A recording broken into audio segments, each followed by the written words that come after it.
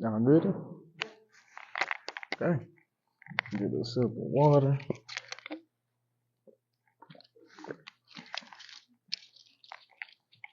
First and foremost, good evening, everybody. Um, Hope y'all having a good day. Uh, if y'all don't know, I go by the name Mac Swans. Mac like cheese, Swans like the bird. Today I'm gonna just be talking about a mixtape I put out 2023. I'm a local artist, musician, hip hop, R&B slash producer, so I make a lot of my own beats. I record myself, I mix myself. I'm an engineer, pretty much a bedroom artist. Started from 15 years old. I worked my way on up, and now I'm 25. Gonna be turning 26 later this month. So it's been an exciting journey. But today I'm gonna be focusing on probably my most notorious project locally, which is called Age of Insomniacs. It's a mixtape, and I put it out in 2023 October, actually on Halloween night, and that was a Tuesday, and that's gonna be very important later, because that's big with this project, divine timing and stuff like that. So I kind of just wanted to open up my lecture with this prompt that'll just keep me on topic for the most part. So the prompt is: the age of insomniacs is an era of heightened creativity and awareness amongst the human species. So, little dudes, y'all know what an insomniac is? Basically, an insomniac is a person who can't sleep at night. It's not really that you're unable to sleep, but it kind of is, since your mainly function is to sleep at night. In this context, it's not the literal definition of an insomniac. It's my own definition of an insomniac. So the age of insomniacs is just a time period where the human species is just kind of randomly gaining a boost in entertainment, in advanced information like science or math, technology, but mainly creativity and entertainment. And I based this off a prediction that I made in 2022. Just kind of looking, I'm big on the internet. I'm always on my phone. I'm always like scrolling and just looking at different algorithms, seeing what is relevant in technology today and also entertainment. Um, and back in 2022, I was looking at like the trajectory of everything, and I'm looking at the stuff that's coming out. I'm looking at the material and the content, the movies, the songs, the different types of genres, the subgenres when you're crossing different genres. And I'm like, okay, we reached kind of a flat line point from 2020 to like 2022. A lot of people was getting tired of the repetitiveness in entertainment. We getting the same this type of movie. We getting the same this type of song. We getting the same this, that, and the other. At the same time, there's a lot of loads of information coming up at that same time period that people are being exposed to and they learning about and they deep diving in. So I'm looking at these different trajectories, these algorithms, and this new information, this new technology, and I'm like, okay, in a couple years, something is going to kick off to where nothing is mediocre. Everybody wants to try something new, something different, something that can change the culture, change the way things are going. And that's the time period that I call Age of Insomniacs. That's where the mixtape came from. The name of the mixtape, that is. Right here is the mixtape cover. Uh, if you look at it, it's very comic booky. That's because it was inspired by comic book films, comic books as well, but mainly like comic book movies, X-Men, The Avengers, Watchmen. I'm a huge nerd when it comes to that. So, uh, Favorite Marvel movie would probably be. That's a good one. That's a good one. For now, I would say the first Avengers. Um, I'm big on Marvel pre 2016. Once the Civil War happened and Captain America jumped Iron Man, that's when they lost me. I'm like, nah, I really don't mess with that. So, but yeah,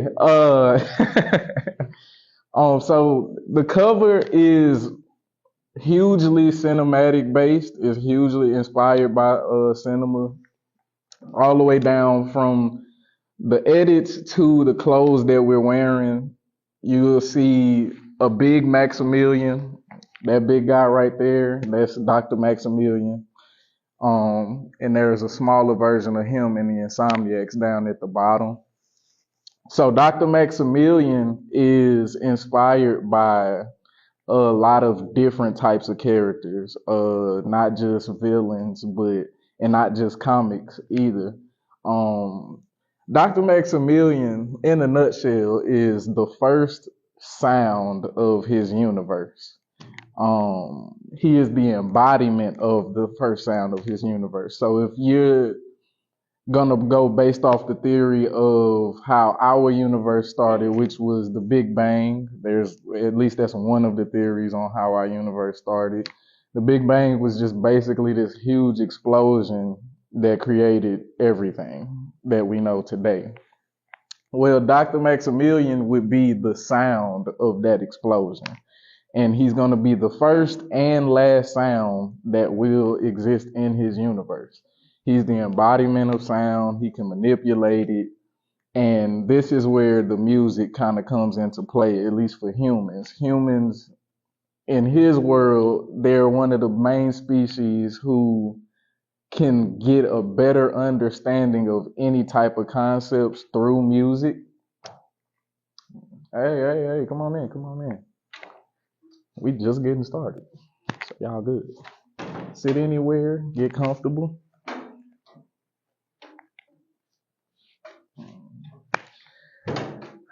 So we have Dr. Maximilian. He has a lot of earthly like fashion to him. He got the grill, 16 piece in his mouth. He got the steampunk goggles on, and he has the lab coat. And it's very earthy, but he's not from here. He's from another universe, his own universe. Um, let's see what else we got on the cover. We got my friends, the Insomniacs. So this gang of people you see behind me, they're in all black, and that's intentional as well. See me in all white, you see them in all black. The Insomniacs in this picture, they represent my race of beings within the lore of the Age of Insomniacs, within the storyline. So my race is called the Noises. They are basically just smaller scale versions of what Dr. Maximilian is. So if Dr. Maximilian is the everlasting sound of his universe, the noises are all the other little sounds within, and that's basically them. Let's see. Biggest inspiration for Age of Insomniacs, I would say, is Halloween, which is why I dropped it on Halloween. Not necessarily because I like scary movies, which I do love scary movies. I'm addicted to them, actually. I can't seem to stop watching them. But I love Halloween, and I love the time of year that Halloween takes place. Now, there's a lot of different theories of why and how Halloween started. The most scientific would be All Hallows Eve. And All Hallows Eve is essentially inspired, well, scientists would say it's inspired by what the people of the olden times would see in the sky around October, November, and December. So for those who don't know, you trying to get in? Come on in, come on in. Came in just in time. I'm about to ask an important question. Little ones, y'all know what a galaxy is, right? Do y'all know the name of our galaxy? It's called the Milky Way. And it's called the Milky Way because of the stars within it. If you look up, you'll see a bunch of stars. They look like little droplets of milk. And that's where you get Milky Way, or a lot of different spatial terms is based off of lactose, galactic. Oh yeah. Oh yeah, y'all about to learn a bunch of different space stuff today. So, essentially, within our galaxy, we only see about 10% of the stars that are inside of the Milky Way. Uh, and the nearest star outside of the sun uh, actually inspired one of the tracks on here. It's called Proxima Centauri. I'm not even gonna ask y'all to spell that. I'm gonna just put it on the board so y'all know what it is. Proxima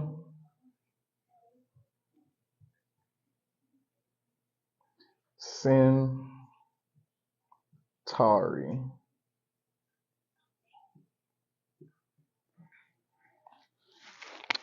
Now, the nearest star to Earth is undoubtedly the sun. We wake up to the sun. We base our entire time periods off of the way our Earth revolves around the sun. Do y'all want to guess how close the next nearest star to Earth is? I'm taking all guesses. It don't matter.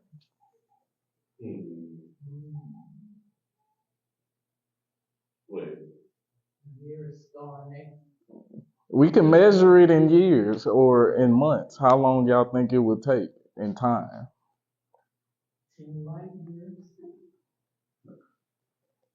Jared, I see 10 months to the next nearest star? Maybe. Little ones, y'all got any guesses, predictions? 15 light years. 9 minutes to the next nearest star? Any other guesses? Anybody? Okay, so the next nearest star, other than the sun, is about 4 light years away. That sounds short, but if you take the fastest man-made object, which I want to say it reaches up speeds to a little over 100,000 miles per hour, it would still take that machine about 20,000 years to reach the next nearest star, Proxima Centauri. That's how vast and huge space is. So no human would even be able to live long enough to see another star outside of the sun. I say this because the stars inspired Age of Insomniacs a lot, like heavily. So doubling back to Halloween, how does all of this come together? Halloween, there's 2 times a year where the stars in the sky look the brightest. That's June and July, and from about late October to early December. So whenever if you're a huge stargazer or at nighttime, y'all just like looking up to the sky and seeing the stars. If you want to see them at their brightest, go outside during the summertime or go outside during Halloween time, and you'll see just millions of them. Now, why do you see that many? I'll tell you why. Every year, Earth passes through what we call a meteor shower. It's called specifically the Taurid meteor shower. I've seen a couple in recent years.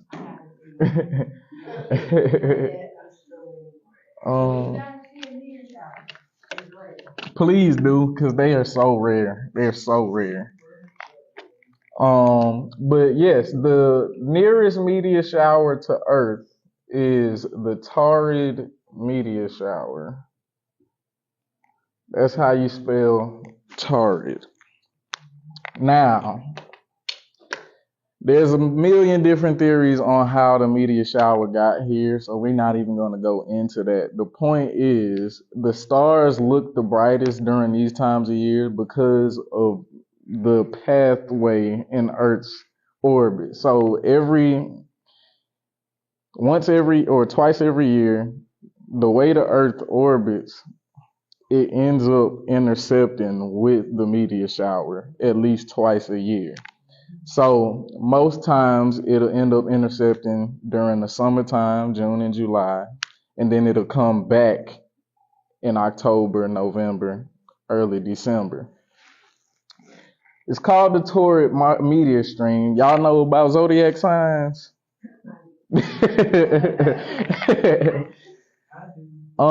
So I'm not a huge zodiac individual, but when it comes to space, zodiacs have a huge influence on terminology and just where things are in the universe.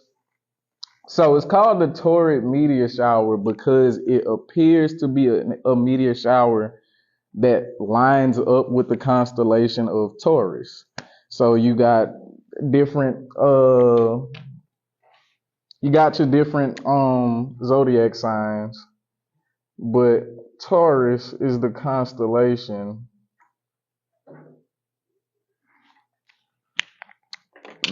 that the meteor shower seems or appears to be coming from. It's not actually coming from that constellation, but due to the vastness in space and time, it just relocates itself to our eyes. Do we have any Tauruses in here by birthday?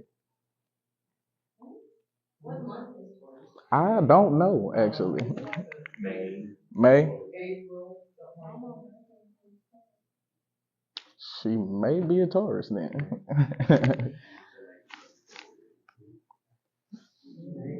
May? Because I know your dad was an Aries, and he's right. Aries is like right before Taurus. Gotcha. Okay. Gotcha. So, the people of olden days, or at least medieval times, they would look up in the same time period or time of year that we would look up and see these huge bright things. And back then they had a very different idea of what space was and how it operated. So they would come up with these wild theories, wild stories, and wild background checks of where these stars come from. And it was said that a lot of the time meteor showers were more often seen back then around this time. So if you're looking up in the sky back then, October, and you're seeing like sparkles fly by, you look up and you just see a group of sparkles fly by. Well, some groups would get that mixed up with what they would call a witch. Um, a lot of moon work or a lot of star work, what we would call stellar or interstellar work, it was inspiring the people of the olden times, and they weren't even aware of how heavy it would inspire us today. So, Age of Insomniacs is, for one, heavily inspired by that Halloween, as well as All Hallow Eve's lore and Proxima Centauri and all of these different space terms and objects. So, Age of Insomniacs is can be seen as an object. It can be seen as a time period. There's a certain object that humans sent into space just in case the Earth explodes or anything and the human race is wiped out. We have an actual object floating in space that will keep our memory here, and it's called Voyager 1.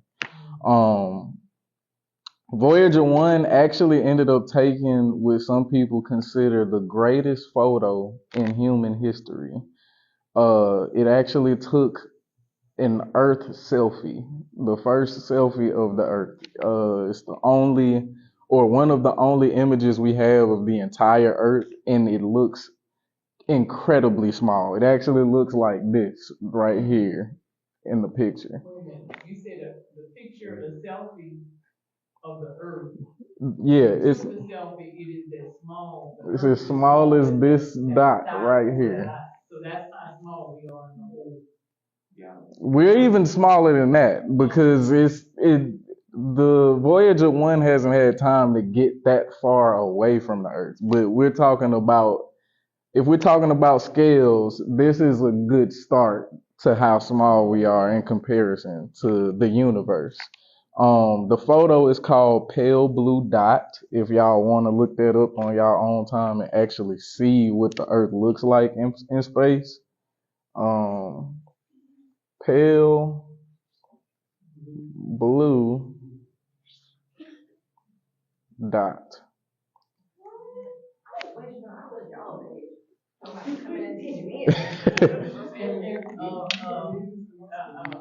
a big Professor Livingston. Please don't erase none of that. I want to take a picture of it. Okay. Actually, I need my phone to stay on. Let's see.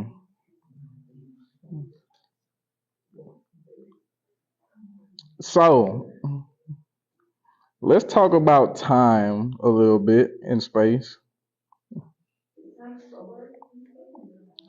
Time is an illusion, actually. It doesn't. The way time operates depends on where and what is going on, where you're at. So let's say if we want to talk human time, it would mainly be measurements that we use based off of Earth time. How many miles, how many hours, how many days, how many weeks. Um, when we're talking about cosmic time, the smallest would probably be like a month. When we're talking about traveling from space, like from one point to the next, it would more than likely be months, and that's even a long shot. Sometimes it's no less than 2 years. I think a trip to Saturn would be about a 2 year trip. I think a trip to the moon would be like a few months, maybe, or maybe a few weeks. But to give y'all an idea, if you're looking at the Earth and you see the moon, there's one. They say that you could see Texas from where the moon is in the sky. So that kind of gives you an idea of how huge Texas is and how small the moon is. You can fit about 30 Earths in between the Earth and the moon. That's how far away the moon is. So even though it's small in the cosmic scheme of things, it's huge enough to where you can still see it 30 Earths away. Uh, it's very wild. It's very wild. So in the past few months, y'all have been seeing a couple. It's been a little sky activity going on. You'll see like some green stuff coming from the sky or some balls of fire. That's all coming from. Yeah. That more than likely came from the Taurid meteor stream that we were passing through. Now we passed through it in June and October, but because of time and space, it would take a couple months for those objects to reach our atmosphere, even though we are passing through it. What's next on the list? Manifest.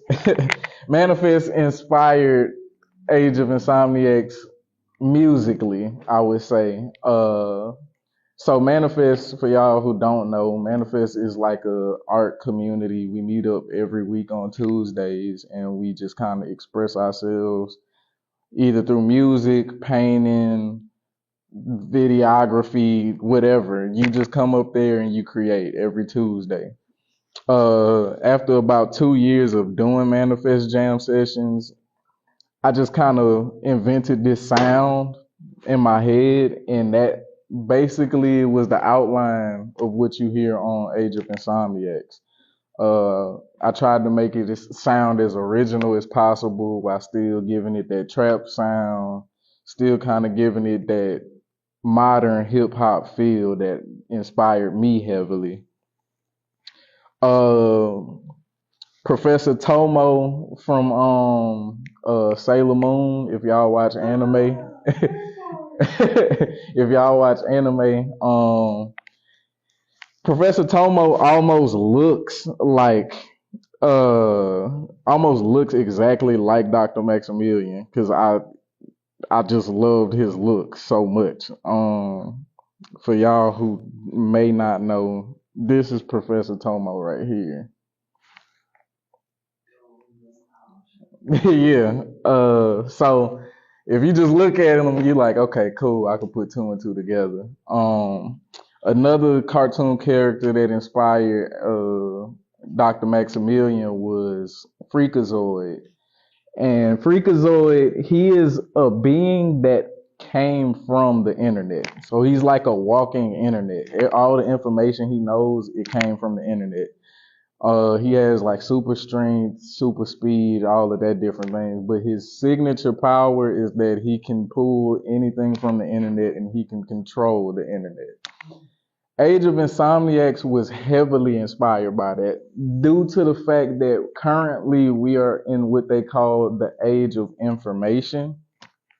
Right now, data is booming. Like, I believe we are on a route to where information is going to become the new currency just because of how much valuable information we're starting to come across in this specific time period. You could, oh yeah, super important. There's a lot you can find on the internet, but there's probably just as much more you can find in the book, information wise. So bookworms, they are having a huge rise right now. A lot of people are starting to get into reading books now, just because it's only so much you can read on the internet before you start running into false information. And false information has its uses as well, but we don't have to go into that just yet. Any other characters? Oh, the Matrix. The Matrix is huge. Neo is like, he's like the first in line if we're talking about people who inspired Dr. Maximilian and what he stands for and what he came from. Neo is basically the one, and he set the human species free from this simulation that was created by AI. So you'll have Neo, you'll have Dr. Tomo, and you'll have Freakazoid being the main inspirations for Dr. Maximilian. Um, let's see where we at next with it.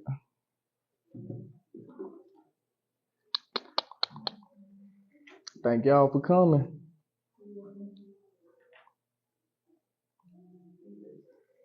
Oh yeah.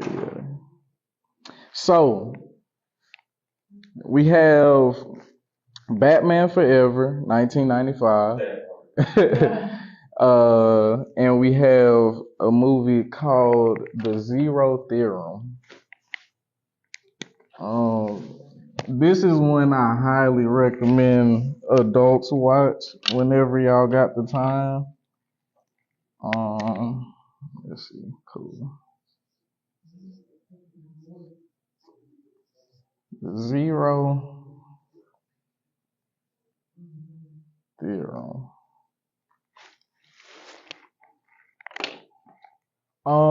It's hard to talk about what the Zero Theorem is about without spoiling the whole movie, and I really don't like spoiling the whole movie. So I would just say go watch it, and if you want to have a discussion with me afterwards, we can do that. But the Zero Theorem, cinematically, concept wise, atmosphere wise, is kind of just like a tutorial to AOI. It's like if I had to pair AOI with another movie, it would be the Zero Theorem.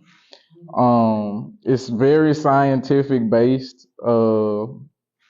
which leads me to my next movie, final cinematic inspiration, Interstellar, uh, directed by Christopher Nolan, who is a cinematic genius, but in his own right, a scientific genius as well. If you're gonna make something like Interstellar, to me, Interstellar, it gives a great grasp of the vastness of space and just the craziness of how space, gravity, and time works. If y'all remember, there was a certain point in the mission, right after they crossed the wormhole, actually, the first planet they had to visit, it was extremely close to that particular galaxy's black hole. For those who don't know, every galaxy has a black hole in the center of it. It's what keeps the galaxies together. And yeah, it keeps us together, but it could kill us. But oh yeah, that's the main thing about space is like you need almost all of it. You need everything in order for it to be the way that it is. But there was a specific scene in the movie where they were explaining this first planet that we have to visit in order to save the human race is dangerously close to this galaxy's black hole, which that black hole is called Gargantua. So in theory, the pilot, I forget his name, but the pilot, he was worried about how hard it would have been to navigate the craft in such heavy gravitational pulls. And that was the least of their worries because gravitational pulls have an effect on how you experience time. So, one of the astrophysicists was explaining to him navigation ain't even the issue here. It's the time. If y'all remember, the gravitational pull was so heavy on that planet, it actually turned out that an hour on Miller's planet would have been 7 years on Earth. So 1 hour there is 7 years here. And that just led them to a whole issue of like, would we even be able to save the human race in time if that's the case? Because now you're looking at time as a resource, almost like a physical thing, where it's like you can't spend this much time, this many seconds. And fun fact, if you go back and watch Interstellar, the second they land on that specific planet, it's the big old water planet. You can't forget it. It's nothing but water there. The second they land on that planet, the music by Hans Zimmer, it has a constant tick. Every tick you hear is 1 day on Earth. Yeah, every tick you hear during that time when you're on that planet. Yeah, that's 1 day. There's a lot of interesting things in that movie. If you go back on that same planet, Miller's planet, it's this huge water planet. Y'all might remember there were huge waves on that planet, which was the reason they ended up spending 27 Earth years on that planet. They got caught by a huge 100-foot wall wave, and that's just a normal sized wave on that planet. Why? Because of the gravitational pull of the black hole. Our waves are very tame because our waves are dependent on the moon. Miller's planet waves were fully dependent on the gravitational pull of this huge, gigantic black hole. So when you're looking at a huge 100-foot wave pass by, when y'all look at that movie, just remember that's basically the black hole pulling the water up. Um, what's next?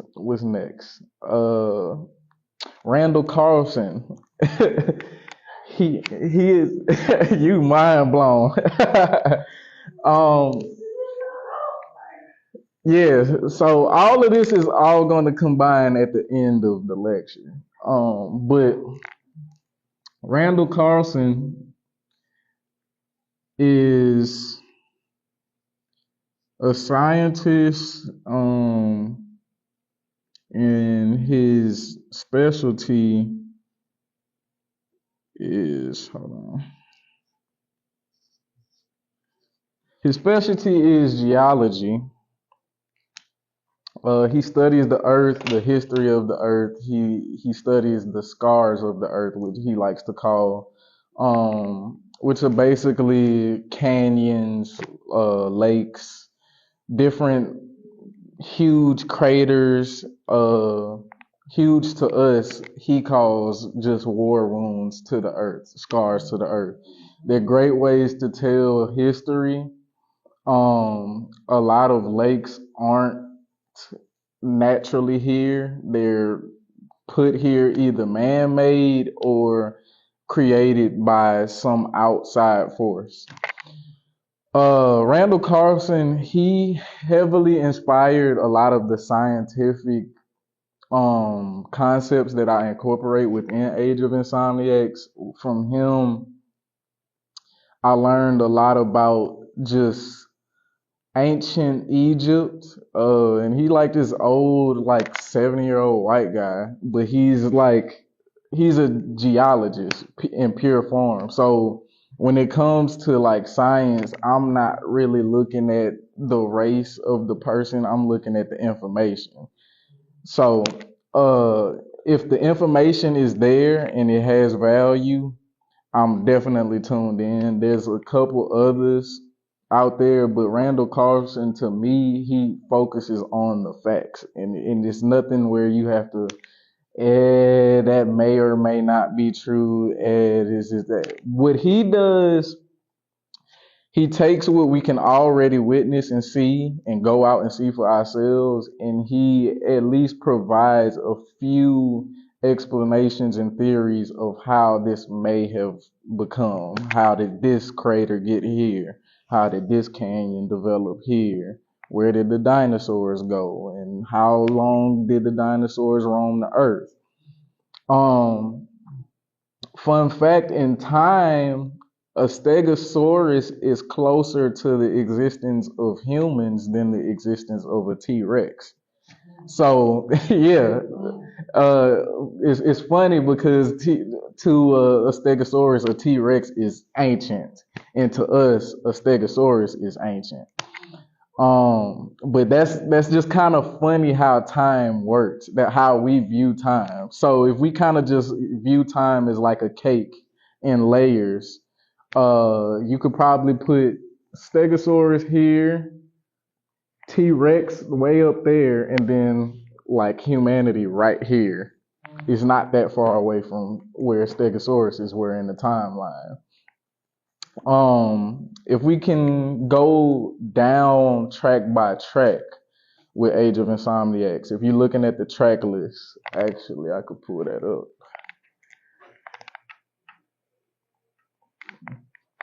So it may not be apparent to you, but every time I look at the track list, I'm more so looking at the timeline of the universe.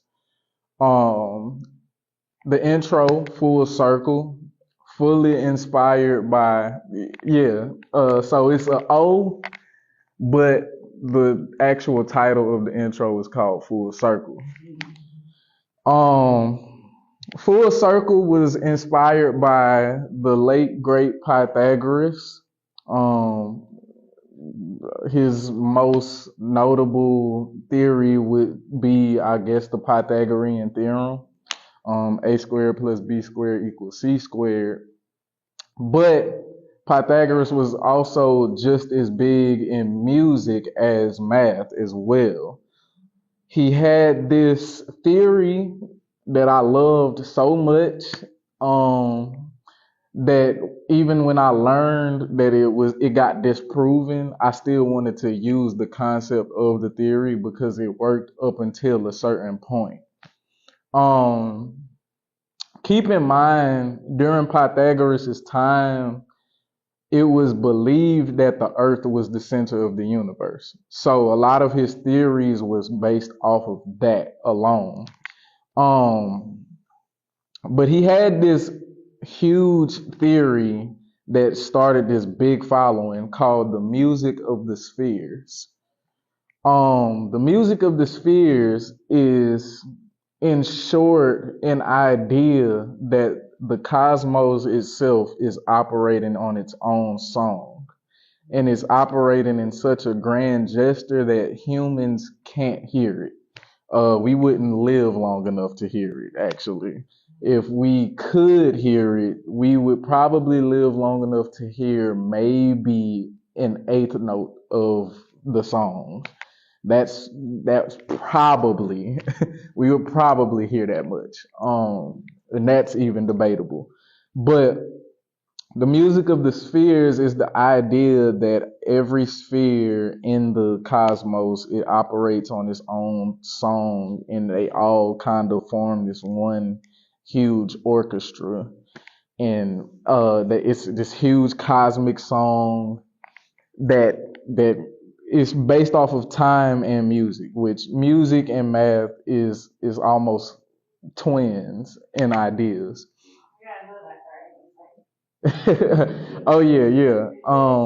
So when you hear me talking about how Maximilian is the first sound in his universe, and the Age of Insomniac's box travels through the universe, and you can hear it on this end of the universe as well as that end, and everybody can hear these sounds at the same time. That's hugely inspired by the music of the spheres. Now, interesting thing about Pythagoras. Oh yeah, we good. Yeah, thank you, thank you. I actually wanted to go back on live.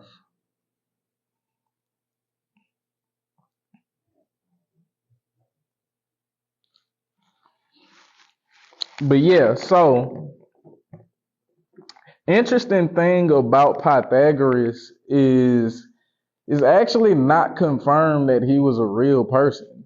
We don't really have any concrete evidence that he existed. His following didn't start until hundreds of years after he passed, quote unquote. But a lot of the theories that we use within math and music today is based off of Pythagoras, quote unquote. The school of Pythagoras, or the Pythagoreans, are who I believe kind of pushed out a lot of this information just because of that time gap. They didn't end up following Pythagoras until maybe like 200-300 years afterwards. And it kind of started with Plato, and Plato wasn't born until like 100 years after Pythagoras. But uh, he had these ideas about music and math that kind of coincided with each other. Although a lot of their information back then was false, the Earth turned out to not be the center of the universe. There's a theory of like the circle of fifths and sixths when it comes to music. They say if you keep doubling octaves, it'll stay within harmony. That kind of got proven wrong because after a certain point, things start to shift and they don't sound as pleasant to the ear. But although all of these things got proven wrong, there was still a lot of things he discovered that was useful. It's said or rumored that Pythagoras discovered the octave himself. There's like this story where he kind of realized that the hammers he was working with, if he took a small hammer and doubled the size of it and hit a piece of metal at the same time, it would produce two different sounds that are harmonious. They sound nice together, hence the octave. And that's kind of interesting to me because octaves, they basically form our chords in different harmonies that are popular today in modern music. Uh, he also Oh yeah, yeah, yeah. Learning about Pythagoras was like life changing to me. I was kind of mad that the main thing they teach you in school is the Pythagorean theorem, but I understood that out of all of his theories, that one is it works the most and it sounds the least crazy. Uh, so Pythagoras, although we don't know if he existed for real, we still found the faults in his theories. He was still able to heavily influence theory and philosophy in modern times, all the way down to Plato, who ended up Plato is Plato is funny because it's said that he's the person, the individual that started the rumors of Atlantis because he knew of Atlantis. The spots that he was talking about uh internationally or geologically weren't really spots that were teeming with human life at that time, but he was still giving descriptions of times and places and how the people looked, and he was swearing up and down Atlantis is a real place. It was this race of people, dark skin, this, that, and the other. And you have all of this coming from Plato, who was essentially a Pythagorean himself. A lot of his information that he loved to study, it stemmed from stuff that Pythagoras was studying earlier on. Um, yeah, yeah. Today, a lot of scientists believe that the spot that people say Atlantis was somewhere in the center of Africa or in southern Africa, either in the center or in southern Africa. Um, there's some scientists who believe that Atlantis was the entire planet, or at least it was one civilization that occupied different areas in the planet, and one of their headquarters would have been in Africa. Um, Randall Carlson actually he speaks on water erosion in Egypt about like the Sphinx and the pyramids, because dating and carbon dating it tells us that the Sphinx literally is tens of thousands of years older than the pyramids, and the pyramids themselves are already like 5,000, 6,000 years old. The problem with that is we didn't know of any civilization building anything that long ago. So if we talking about pyramids being about 6,000 years old, and we're talking about the Sphinx being about 10,000 years older than the pyramids, we're talking about almost 20,000 years of intelligent species coming from Homo sapiens. Now, there's a time period that Randall Carlson talks about a lot because he specializes in it. It's called the Younger Dryas. The Younger Dryas is a time period that took place about 11,000 years ago. Now, this is what caused the ice age or the melting of the ice caps. When we're talking about sea levels rising hundreds of feet within like hours, that's unheard of. If we talking about planetary, you never see a huge body of water rise hundreds of feet unless something huge is happening. This time period was called the Younger Dryas. Now, it's said that the Younger Dryas ended up setting humans back and just earthly species back 1,000 years, 10,000 years, 5,000 years.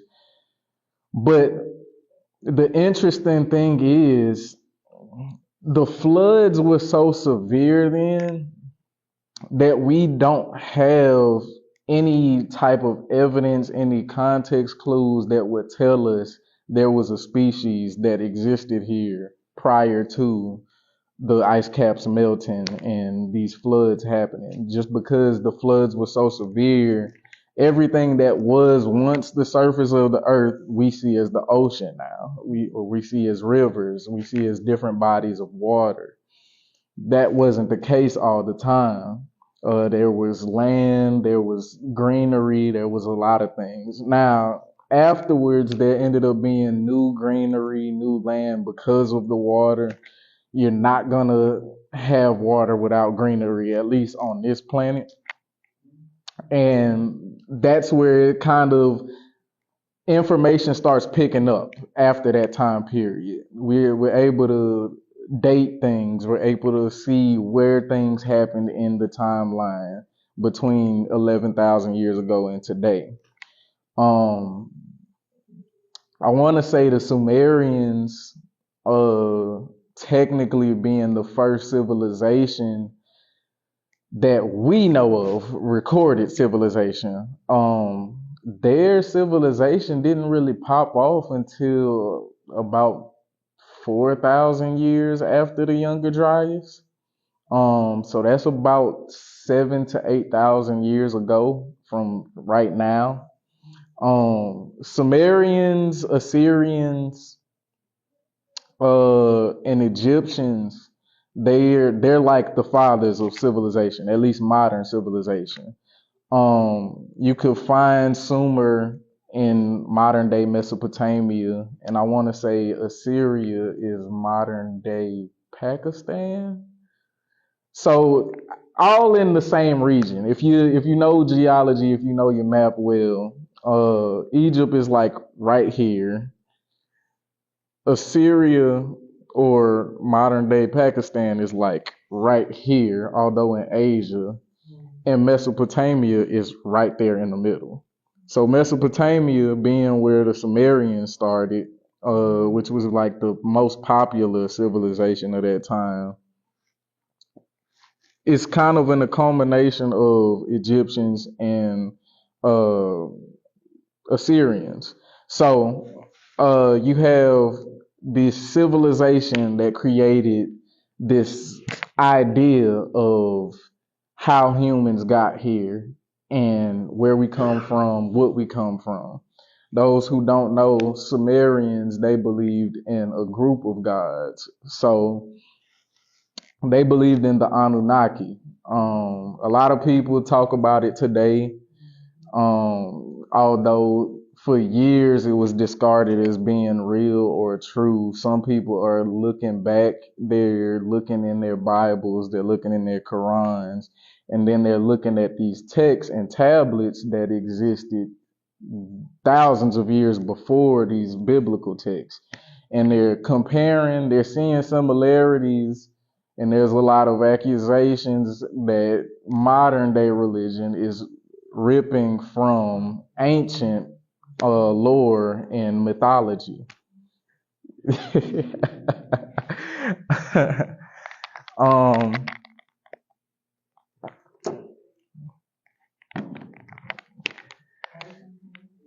Everything is connected. Everything in the grand scheme of things, all of this happened in like a month of cosmic time.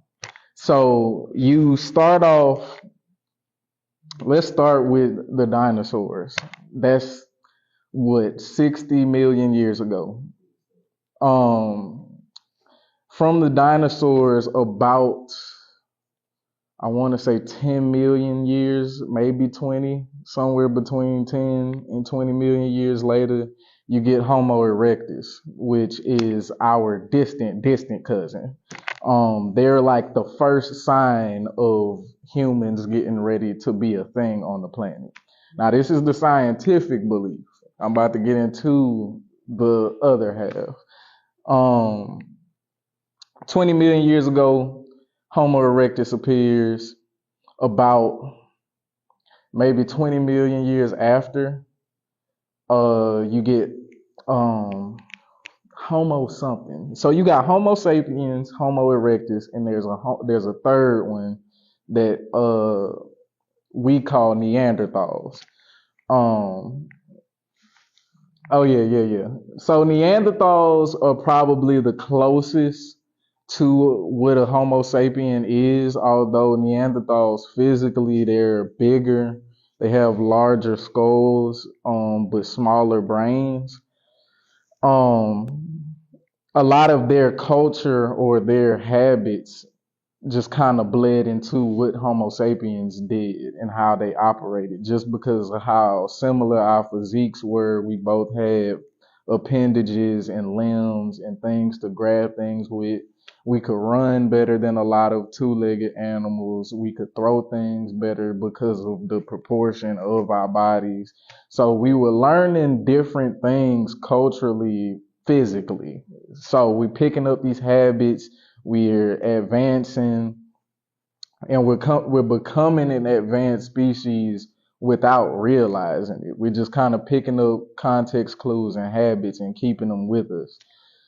Um, about where am I at? Homo sapiens now. So about maybe 100,000 years after the Neanderthals and Homo sapiens actually roamed around the same time. I think they even roamed together at a point in time. But as the Neanderthals were dying out, Homo sapiens were starting to pick up more and more. So this is about 150 years ago, 150,000 years ago from today.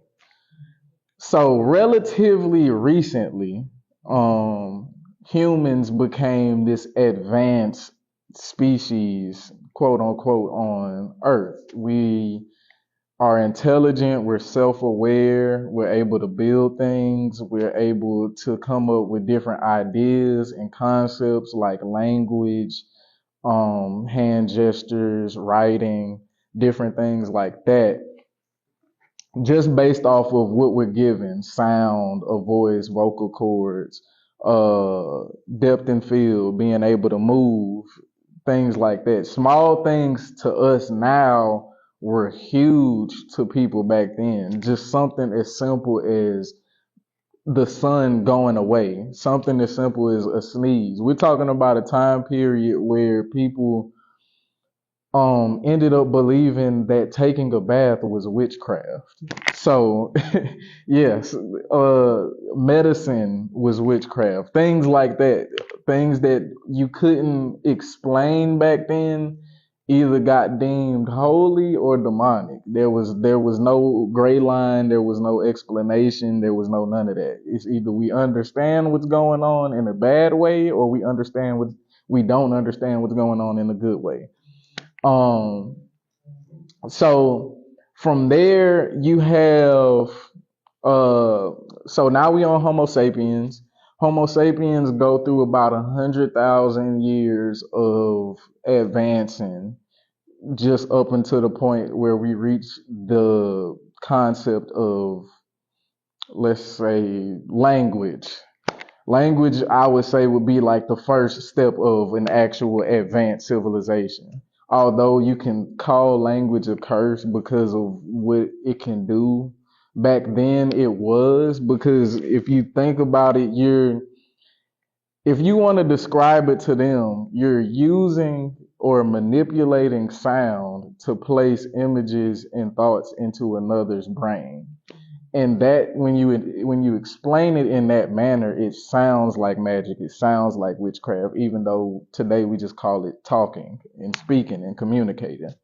But these are grand ideas back then. These are things nobody thought of. This is groundbreaking. I'm about to make a word. Like, I'm about to say something. Like, that's huge. Um, so now that we're in modern times, let's say 50,000 years ago. Now we're getting to where humans start breaking out of Africa and they start going to other places. Now, yeah. So from here, uh, it's up in the air of where humans went first from Africa. The most likely being just Asia, right next door. About 10,000 years after that, they started reaching things like Australia where you have to travel overseas and stuff. Now, the thing about that is the earliest sign of the invention of the boat is like 15,000 years ago. Yet, there's traces of humans across seas up to 30,000 years ago. Weird. Now, most scientists are just like, okay, maybe they did come up with some floating devices that let them travel. This is the thing though. Other scientists, they combine the idea of the Younger Dryas with human travel. So if we take the idea that water rose 11,000 years ago, that means at some point the water levels were low. So what looks like we couldn't have been able to travel 30,000 years ago might have not looked like that 30,000 years ago. In fact, there's a trail, and I can't think of the name of the trail, but there's if you look on the map, there's literal maps that draw a trail of how humans could have gotten across and over to Australia and Europe. There's this like group of mountains or islands that was back then the waters were so low that it's almost like one landmass, but it's broken up into little pieces. So you just have small bodies of water to go through before you get to the next, and they kind of just island hop over to the next country or the next continent. It sounds really fun. Back then, the smallest discovery was groundbreaking. Today, which is why I say we're headed towards an era of super advanced information and entertainment that we haven't seen before, is because we are not leaving a lot of space for traditional discoveries or what today we would call a mediocre discovery. Um, Now that we have internet that kind of extends our reach to information and access to information, we have more comfort in doing bolder things. We have more open minds to things now, at least the masses do. We're coming upon what I believe is a threshold. And I base this threshold off of what is called the Kardashev scale. I'm gonna write that down. Kardashev. I believe it's a Russian or German word. The Kardashev scale is a scale that measures the advancement of civilization. So you have type 1, type 2, type 3, and I think you can go all the way up to like a type 8 civilization. We aren't even a type 0. Oh. We haven't even broken past anything yet in comparison to what an advanced civilization is to us. Could you put the word scale, my part of share Islam with it? Islam, when I had it, I was like, okay, why do I have this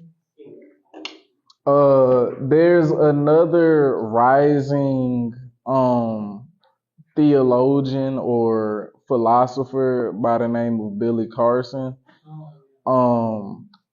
Now with him, I take a lot of stuff with a grain of salt, but he does study a lot of ancient tablets in lore. So a lot of things he would speak on in a factual way, but I would say take it with a grain of salt, just because there's a lot of stuff that he speaks on that scientists haven't been able to confirm yet.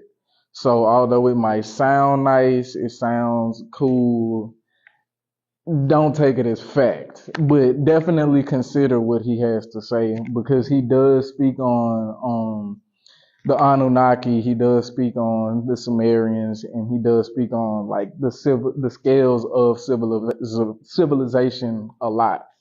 Um, so to me, I believe we are now approaching type one. Let me make that a 1-1. So, as I said, for those little ones who don't know, the Kardashev scale is how we measure civilizations, how advanced civilizations are. Right now, we aren't even a type one. Although we feel smart and we think we're the smartest thing in the universe, we're at 0 right now. I believe so. I think it may go higher than that, but And humanity as we know it on Earth is not even. we're a 0 right now. We're at 0, but I believe we're coming upon the threshold where it's like a make or break. Either you're gonna break past this barrier and you're gonna become a type one civilization, or you're gonna let these trivial things wipe you out. There's very few civilizations that make it to where we're at right now, let alone type one. That being said, we don't have any proof that anything higher than a type one civilization exists. I'll explain what a type one civilization is first. So a type one civilization is a species that has learned to harness the energy and resources of its own planet without killing the planet. that's what a type one that's what a type one civilization is. A type two civilization has learned or mastered harnessing the energy of its solar system and everything within its solar system. So not necessarily its galaxy. For those who don't know the difference, a galaxy is huge and a solar system is within a galaxy. A galaxy is made up of millions of solar systems. Our solar system is actually relatively small in comparison to a lot of others. We only have 8 planets in ours, and even that is a debate now. So, but a type 2 has learned to harness the energy of its own cosmic surroundings. So its planets, its moons, its sun. A type 3 civilization has learned to harness its galaxy's energy. So now we're talking about taking stars, locking them up in what humans call a Dyson sphere. And a Dyson sphere is basically just a star capsule. So it's like you take a capsule, you take a star, you put it in the capsule. The energy that goes into that capsule, you can harness into different things. You can fuel spacecrafts, you can travel to different stars, things like that. Now, why did I bring up that? Because there may be evidence within the universe that a type 3 civilization exists. How? Well, scientists, astronomers, they can look out on their telescopes, and their telescopes are so advanced it allows them to see light years away. It actually allows them to see almost the edge of the visible universe. But within that telescope, scientists discovered what we call the hugest void in space ever. It's literally, if you're looking at the void in comparison to the rest of space, it should not be there. Like there's busyness everywhere. You got planets, stars, asteroids, black holes, galactic belts. You got all of these different things, and then you look and there's nothing. There's literally just nothing there. This void is called the Boots or Boötes void.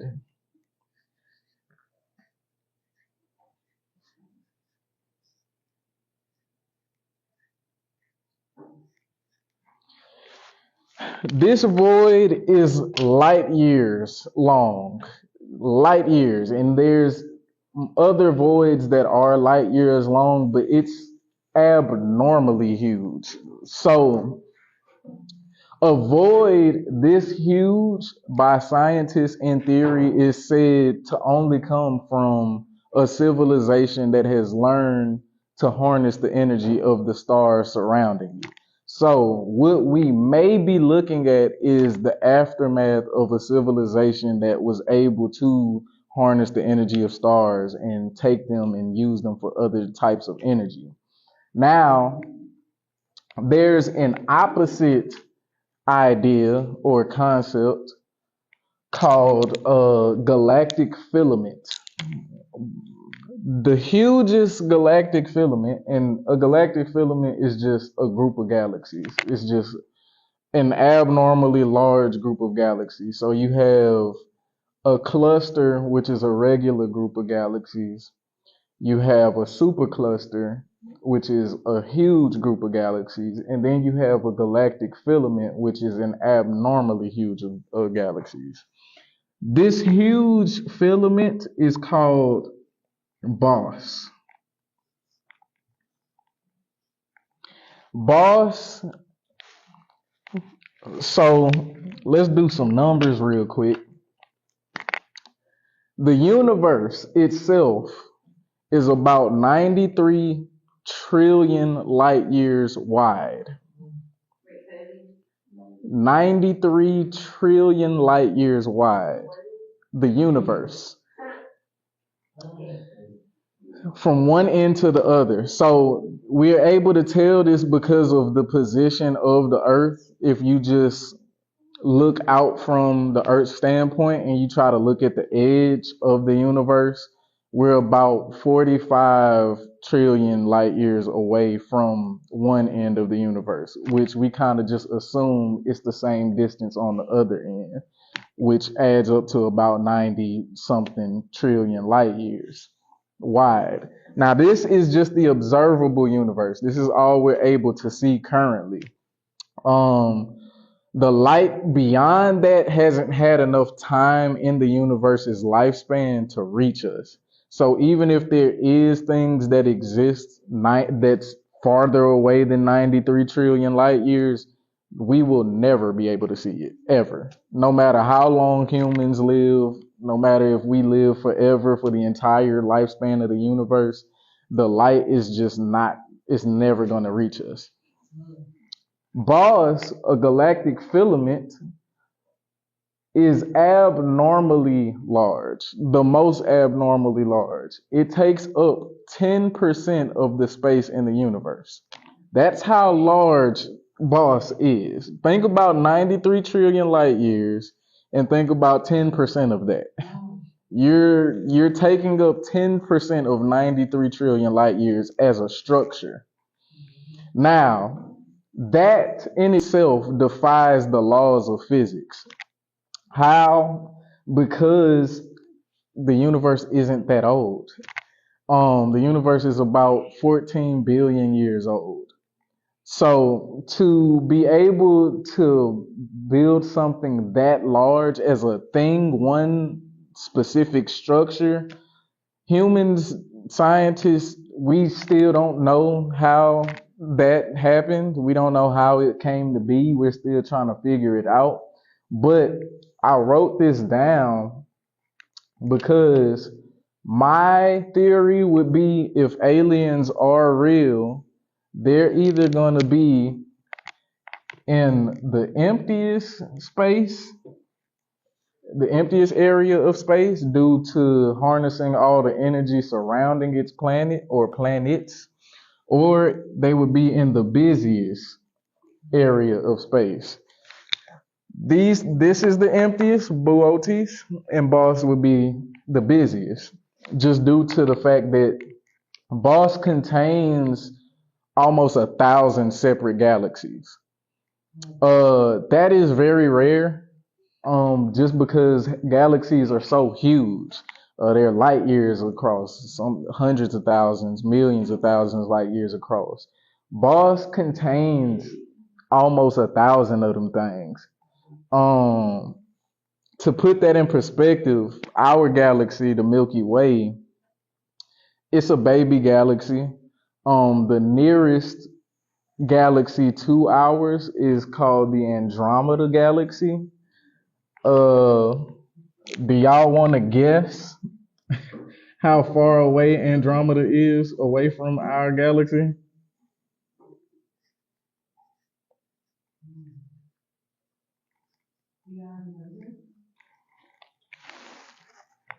Let's put it like this. Eventually, at some point in time, this galaxy is going to collide with our galaxy. Yeah, that's why we know about it. It's on course to collide with us. Do y'all think y'all can guess when it's going to collide with us? 500? Okay. You got any guesses, Jared? 50? Little dudes, y'all got any guesses? How long you think it's going to take? 30 years? Okay. You got a guess? 60 years? Okay. Mama, you got a guess? 300. Okay. The Andromeda Galaxy will not be reaching the Milky Way for another about 4.3 million years.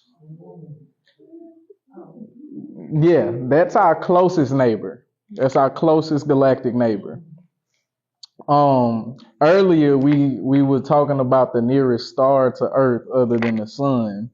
The sun is a few months away from the Earth, whereas the next nearest star is over 20,000 years away from the Earth. So although we're able to see these stars in the sky, we can't live long enough to reach them. I'm sorry. I wish we were. The only way we could be able to successfully practice interstellar travel would be to harness the energy from a star and teleport. Other than that, there's nothing we can do to reach these things. And the worst part about it is the universe is ever expanding. So everything is only getting farther away from each other. Let's go down the timeline a little more. We went through Proxima. So for little dudes, basically my mixtape is the lifespan of the universe. If we go to a time lapse would basically be our way of getting to any star if we were ever going to get that advanced.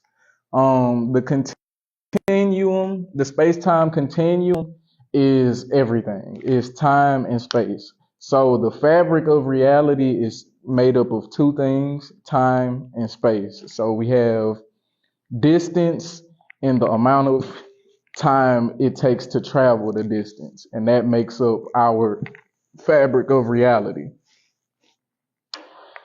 Heat death is the death of the universe. That is when the universe will end. It's a literal name, so it's the literal death of heat. An absence of temperature means nothing, literally. The second temperature goes away, is the second everything goes away. So, like I was saying, the universe is ever expanding, and it's only going to get farther and farther away from each other. About maybe 4 billion years from now, humans, if they're still alive, they probably wouldn't know about Earth. But if they did, they definitely would not know about the moon because the moon wouldn't be in our orbit anymore. at that point.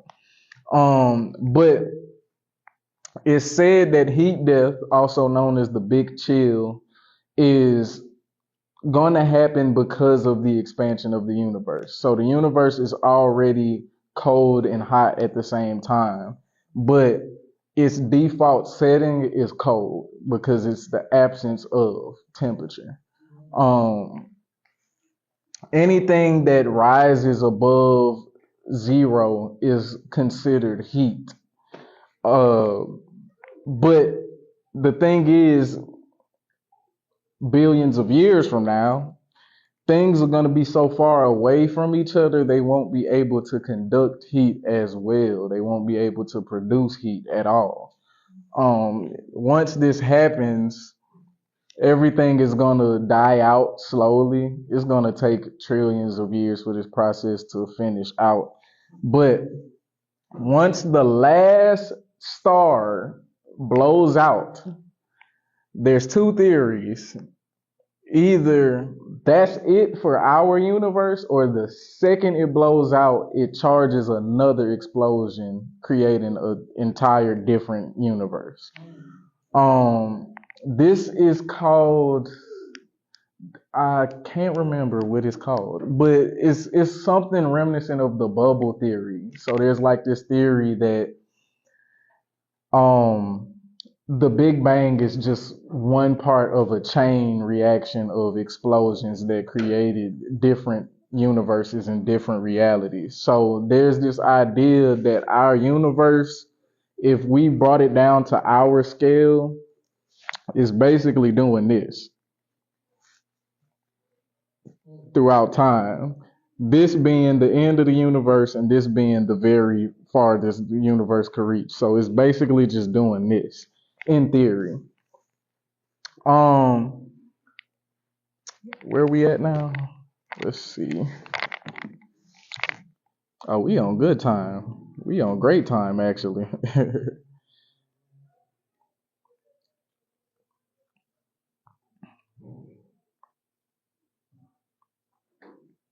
Okay, so gonna double back to Interstellar because we're talking about size now.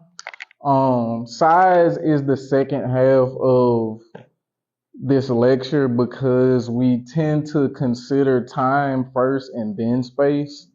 But there's a thing, you might lights, Vicky. I'm gonna try my best to spell this, y'all. A lot of these words are inspired by foreign ideas, but there's something called a Schwarzschild radius. This would be, I think.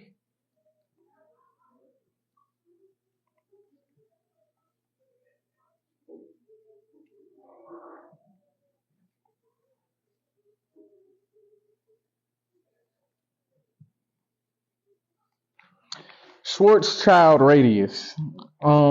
This radius is how small a thing can get before it becomes a black hole. Uh, so everything in theory is able to turn into a black hole if you compress it into a small enough space.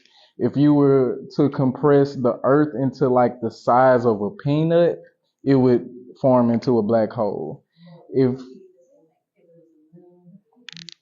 Yeah, anything. You could be a black hole. If you get compressed into maybe like the size of a cell, yeah, you turn into a black hole. Um, this is important because it lets you know the unpredictability of space. So if we thinking about the idea of space time,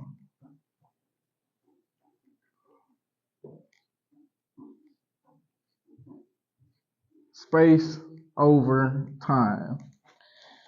Space is this, how I'm just walking around, right? All of this space. The time it matters because how long did it take me to get to this end?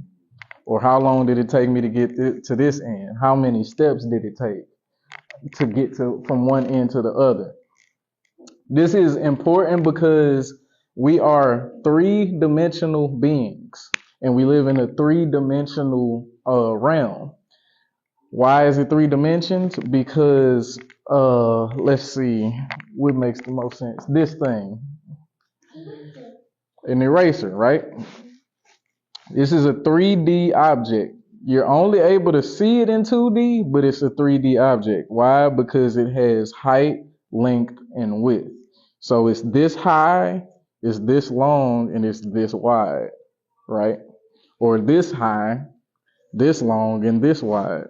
You could do it in any angle, but you can only see two dimensions at a time because we're three dimensional. Now, a four-dimensional being is able to see three dimensions at a time. So if you were a four-dimensional being, in theory, you would be able to see all sides of this eraser all at the same time. Basically, you would be able to see everything at the same time. This is, keep in mind, I said the same time. This is important because now we're talking about beings who might not even see time in the same way we're talking about it. So if we're able to talk to a fourth-dimensional being and we're like, wait, you could see all of these at the same time, and they're probably like, what are you talking about?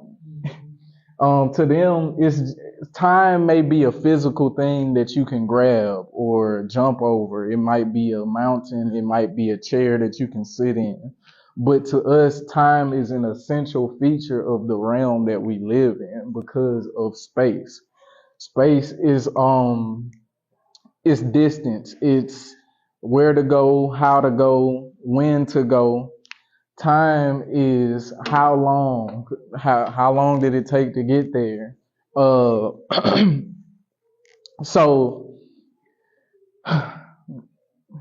to break this down, space withholds gravity. Gravity affects time.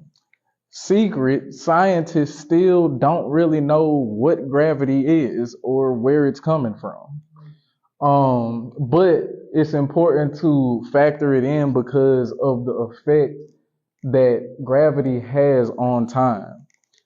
The larger amount of space something takes up, the more drastic the time measurements change. So let's talk about the music of the spheres that we were talking about earlier. How this music of the spheres is a song that's so grand we don't live long enough to even hear it. It takes up that much space and that much time. If we're measuring in time instead of space, humans are one of the largest structures ever, just because of how much time and space we're able to take up, occupy. So let's say you have this trail that follows you for your entire life. And it's like this map of everywhere that you've been in your entire lifespan. That has the possibility to be a huge thing. So there's a scientist, I think her name is Sarah Walker. She likes to think of humans as some of the largest things in time and space. Yeah, we build nonstop. So we may be short in time. We may live up to about 80 to 100 years, but we can take up millions of miles of space. In this theory, we're actually gigantic. So let's say a four-dimensional being views us in space rather than time. They're more than likely looking at huge structures, not even what we see as humans. You could be seeing a trail of a human. You could be seeing pulsations of a human in everywhere that that human has been. This is important because a lot of our measurements, they're time based. They're space based, but because our time is so limited, we prioritize measurements through time: seconds, hours, minutes, days, weeks, months, years, light years. Space we measure as well: miles, astronomical units, which is the distance between the Earth and the Sun. Um, but we have, I would say, way more measurements of time than space because our time is way more limited than space. So we have these goals of where we want to go and places we want to get to. If we want to get to the nearest star, do we have enough time to get there? We got all the space in the world, all the space in the universe, but do we have the time to get there? You getting it? You picking it up? Um, all of this together is an amalgamation of what Age of Insomniacs is. It was taking in the consideration of time and space, watching things happen over time, and predicting where they're going based off of context clues, looking at cultural relevancy, looking at entertainment, looking at politics, looking at modern day science and where it's headed. If you're looking at all of this and you're tuned in and you're thinking long term, or if you're thinking non-linearly, meaning you're not thinking in a one track mind or in one straight line. So like a lot of humans, they tend to think linearly because of time.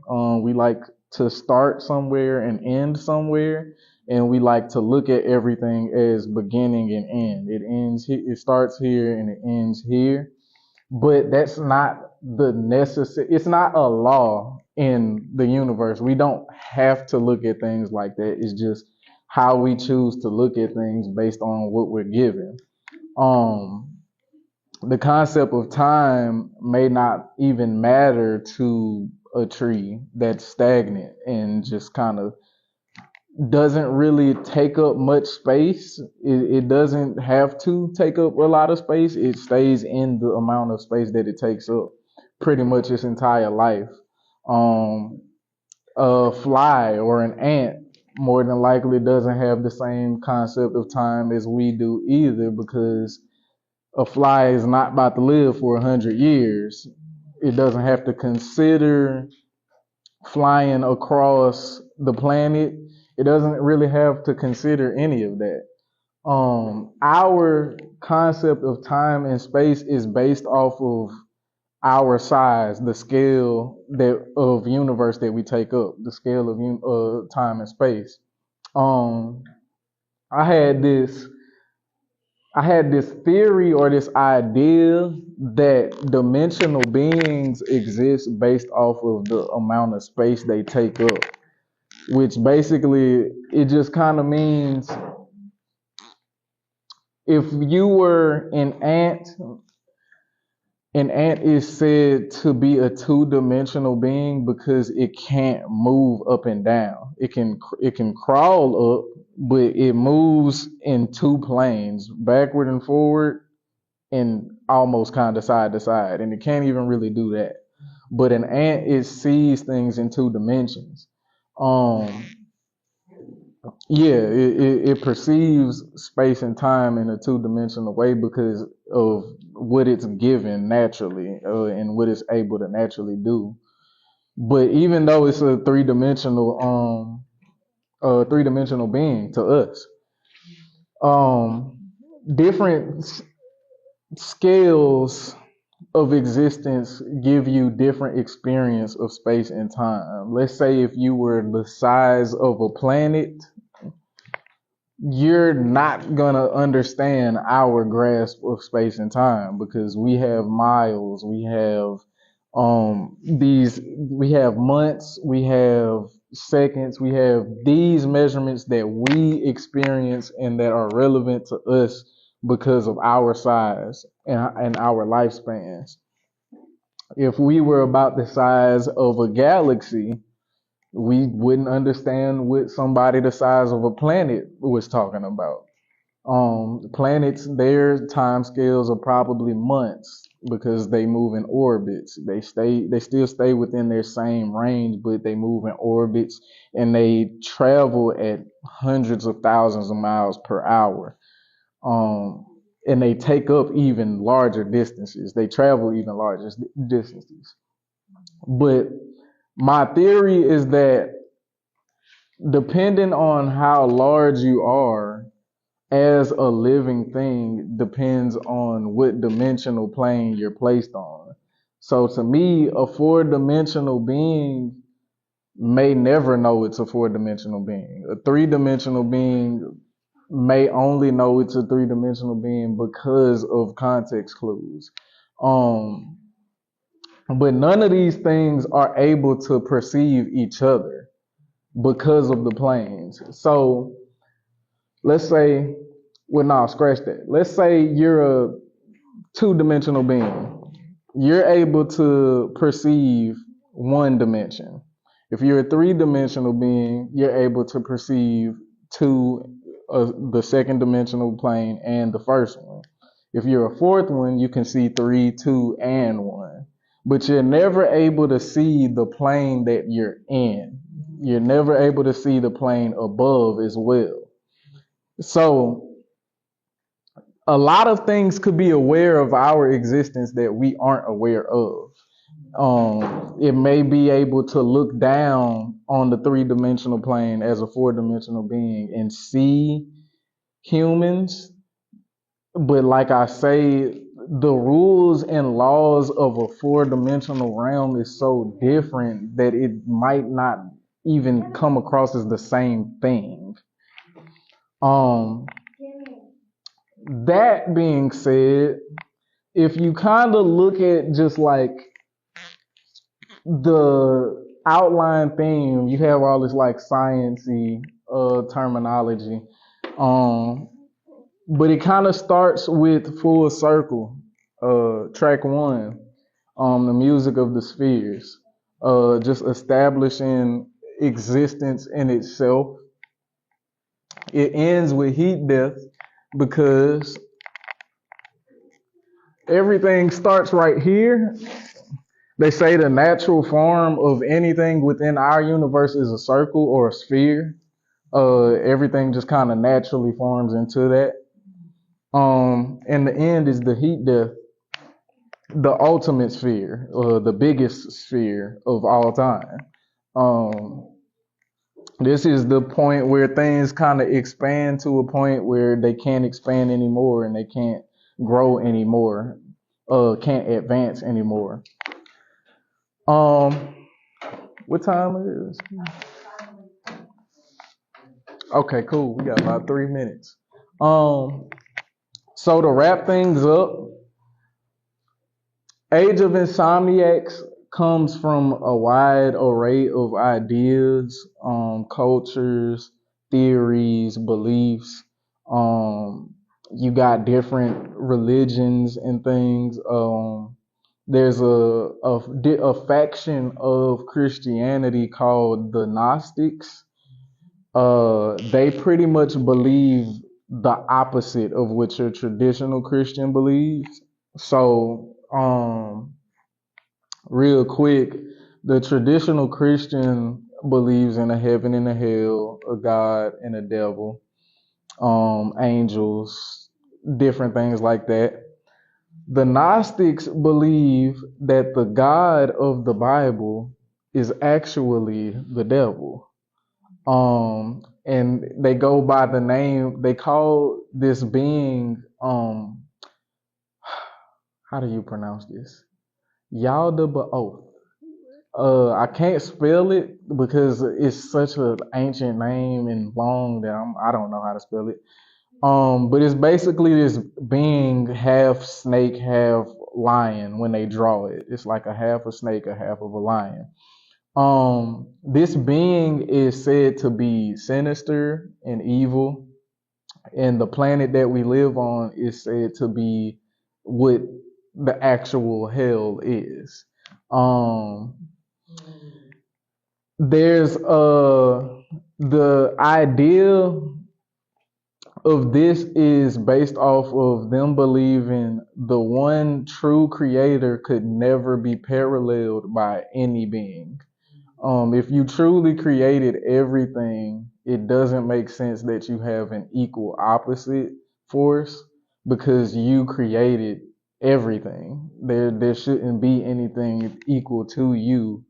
Um, and even then, the Gnostics and the Cathars, they both are different factions of Christianity, but they kind of basically believe the same thing.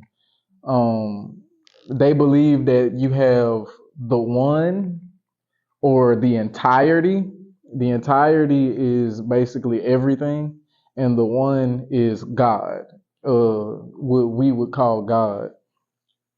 And then you have different beings underneath, not angels, but you could correlate them to angels. Some of them even have like angelic names, Raphael, Sophia. It's different beings, but they represent different features of reality. So like Sophia would be like time. A Gabrielle would be like gravity, just different features. Something would be like a feature of sound, or we could say Maximilian is the feature of sound. Uh, but these things by the Gnostics are, they're scientists. They believe in science, but they speak on it in a biblical form.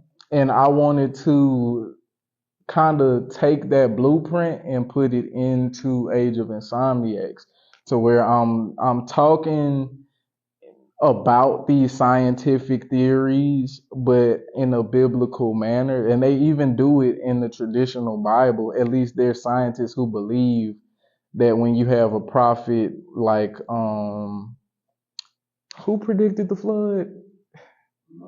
Moses. Blank. My mind went blank.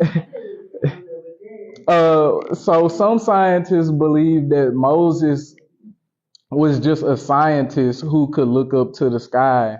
And when you're saying things like, oh, the angels are on the way and they're getting ready to cause a flood, some people believe that Moses was just looking up and seeing a group of comets or a group of cosmic bodies getting ready to land into a body of water, and able to predict that these things are huge enough to where if they land in this body of water, it's going to cause a huge flood. But cool.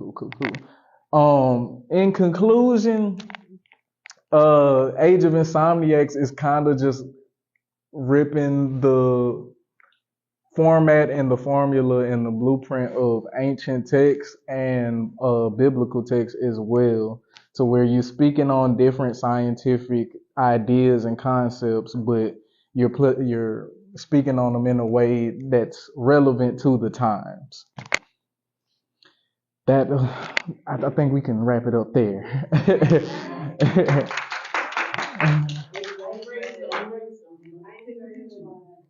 you for volunteering your time. Of course.